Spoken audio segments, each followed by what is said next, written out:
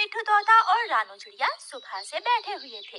तोते भैया अब चलें, ये किसान तो घर जाएगा नहीं और ना ही हम किसान की मकई खा सकते हैं। रानू चिड़िया, लेकिन वो कालू कौवा कैसे हर रोज किसान की मकई ले जाता है? वो कल भी मेरे सामने किसान की मकई खा रहा था।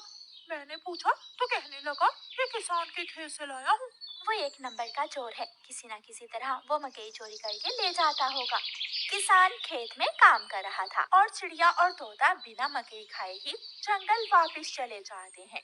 हाँ भी तोते और चिड़िया, बताओ क्या आज तुमने किसान के खेत से मकई खाई है? ना ना, हम तो सुबह से दोपहर तक पेड़ पर बैठे रहे, लेकिन वो किसान है कि घर गया ही नहीं और हम थक हार कर बिना मकई खाए ही जंगल लौट आए। मैं तो जा रहा हूँ, पेट भर मकई खाऊंगा भी और अपने साथ भी लेकर आऊंगा। कालू कौवा इंसानों की बस्ती की तरफ जाता है। कालू कौवा किसान के खेत में जाकर किसान से कहता है, किसान किसान, तुम्हें तुम्हारी पत्नी घर बुला रही है, तुम्हारे घर में मेहमान आए हैं। अच्छा, तो मैं जल्दी से घर जाता हूँ। काफी शुक्रिया जो तुमने मुझे बता दिया। किसान अपने घर चला जाता है और कौवा मजे मजे से किसान के खेत से मकई खाने लगता है। नहीं, मैंने तो आपको नहीं बुलाया। क्या मेहमान नहीं आए थे? तो फिर उस काले कौवे ने मुझसे झूठ क्यों बोला? कौवा झूठा है, मैंने तो उसे नहीं भेजा। कौवा पेट भरकर मकई खाता है और कुछ मकई अपने साथ लेकर वापस जंगल लौट जाता है। कौवे कौवे, एक मकई का भुट्टा मुझे भी दे दो। ना ना, मैं तो मकई का भुट्टा किसी को नहीं दूंगा, बहुत मुश्किल से लाया हूँ मैं। कौवा चिड़िया के सामने बैठकर मकई का भुट्टा खा रहा था और चिड़िया के मुंह में पानी आ रहा था। दूसरे दिन कौवा फिर से किसान के खेत में जाता है और किसान से कहता है, किसान किसान, मैं अभी अभी तुम्हारे घर से आया हूँ, तुम्हारे बेटे को तेज बुखार है, जल्दी से घर जाओ। कौवे की बात सुनकर किसान घबरा जाता है और कुछ सोचे बिना अपने घर भाग जाता है और कौवा मजे से मकई खाने लगता है। कहाँ है मेरा मुन्ना? मुन्ना तो बाहर खेलने गया हुआ है। क्या मेरा मुन्ना ठीक है? हाँ हाँ, मुन्ना तो बिल्कुल ठीक है। तो फिर इसका मतलब आज फिर उस शरारती कौवे ने मुझसे शरारत की है। उसने मुझसे कहा कि मेरे मुन्ने को बुखार है, मैं जल्दी घर जाऊं।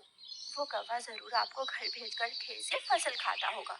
मैं कल देखूंगा वो कौवा कैसे मुझे उल्लू बनाकर मेरे खेत से मेरी फसल खाता है। कौवा जंगल जाकर बहुत खुश था। वो जो मकई अपने साथ लाया था वो तोते और कबूतर के सामने बैठकर खाता है। वाह वाह, मजा ही आ गया, ये मकई तो बहुत स्वादिष्ट है। यार कौवे, थोड़ी सी मकई मुझे भी दे दो। हाँ ठीक है, अगर तुम मेरे घर का काम कर दो तो मैं तुम्हें भी मकई दे सकता हूँ। मैं भी करूँगा, मैं भी कभी आपके घर का सारा काम करूँगा, मुझे भी मकई दे देना। ठीक है, तो फिर जल्दी से मेरे साथ आ जाओ।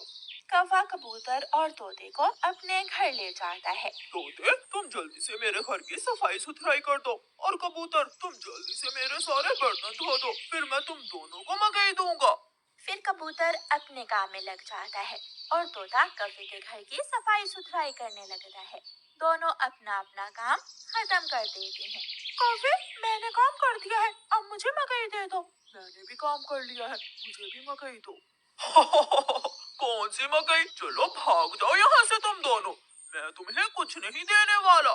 तुम धोखेबाज हो, तुमने धोखे से हमसे अपना काम करवाया और अब हमें भूखे ही भेज रहे हो। कबूतर और तोता वहाँ से चले जाते हैं। कौवा हर रोज की तरह अगले दिन भी किसान को पागल बनाने के लिए किसान के खेत में चला जाता है। कौवा किसान के पास जाता है और किसान से कहता है, किसान किसान, मैं अभी अभी देख कर आया हूँ, तुम्हारी गाय जंगल की तरफ जा रही है, शायद उसकी रस्सी टूट गई होगी। मेरी गाय को तो शेर खा जाएगा। कौवे, मैं जल्दी से जाकर अपनी गाय को बचाता हूँ। किसान वहाँ से जाता है, लेकिन आज किसान थोड़ी दूर जाकर पेड़ के पीछे छुप जाता है। कौवा किसान के खेत में जाकर मकई खाने लगता है। तो ये कौवे का बच्चा इसलिए मुझे हर रोज किसी न किसी तरह खेत से भेज देता है। जब तक मेरे पास बड़ा दिमाग है, मुझे किसान की फसल खाने से कोई नहीं रोक सकता। किसान के पास बंदूक थी। किसान बंदूक चलाता है और गोली सीधी जाकर कौवे की टांग पर लगती है। कौवा बहुत मुश्किल से वहाँ से भागता है और किसी न किसी तरह अपने जंगल वापस पहुँच जाता है। वो अपने घर के बाहर आकर गिर जाता है। हाय, मर गया, मर गया।